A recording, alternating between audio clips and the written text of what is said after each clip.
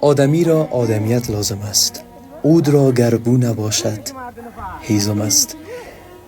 این ویدیو گرچه طولانی است دوستای عزیز، ولی خواستم که همین قسمت کوتاهش منتشر بسازم. این برادر هراتی ما خداوند خیرشان بده، همیشه جور و سرحال باشن و در اخیر هم کمک نقدی میکنه با این دو جوان. زیبایی ویدیو در آغازش است، زمانی که دو جوان میاین و طرف برادر هراتی ما با عنوان محبت یا از روی محبت و صمیمیت در آغوش میگیرنش. این سبب شد که ما یک ویدیو بر شما بسازم دوستای عزیز. مرا همچنان محو و مجذوب خود ساخت.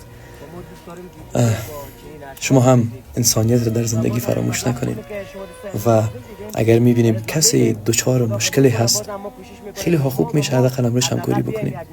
هدف ما همکاری نقدی نیست، حداقل یک لبخند هم تقدیمشان بکنین، حداقل اونا را به عنوان انسان هم قبول بکنین.